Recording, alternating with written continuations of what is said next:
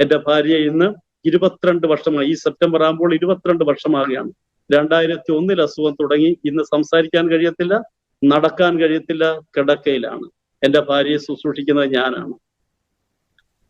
ഭാര്യയ്ക്ക് ദൈവകൃപയാല് മലവും മൂത്രവും ഒരുപക്ഷെ മെൻസസ് ഉണ്ടായിരുന്ന സന്ദർഭത്തിൽ മെൻസസ് ഉൾപ്പെടെ എന്റെ ഈ കരം കൊണ്ടെടുത്ത് ക്ലീൻ ചെയ്ത് ശുശ്രൂഷിച്ച് ആഹാരം കൊടുത്ത് കിടത്തിയിട്ടാണ് ഞാൻ കർത്താവിന്റെ വേലയ്ക്ക് വേണ്ടി പോകുന്നത്. ഞാൻ ഈ അടുത്ത ഒരു 3-4 വർഷമേ ആയുള്ളൂ ഹാൻഡ് ഗ്ലൗസ് ഉപയോഗിക്കാൻ തുടങ്ങിയത്. അതിനു മുൻപ് വെറും കൈ കൊണ്ട്. പക്ഷെ അന്നൊന്നും ഞാൻ എന്റെ ദൈവത്തെ ചോദ്യം ചെയ്തില്ല. എന്റെ ദൈവം എനിക്ക് തിന്മ ചെയ്തെന്ന് ഞാൻ പറഞ്ഞിട്ടില്ല.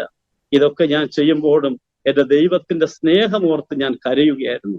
കാരണം പാപച്ചേറ്റിൽ കിടക്കുന്ന മാനകുലത്തെ രക്ഷിക്കുവാൻ തേജോമയനായ ദൈവത്തിന്റെ പുത്രൻ ആ ദൈവിക മഹിമയും തേജസ്സും പ്രതാപവും അധികാരവും കസേരവും ദൂതന്മാരുടെ ആരാധനയും വിട്ട് എപ്രകാരം പാപച്ചേറ്റിൽ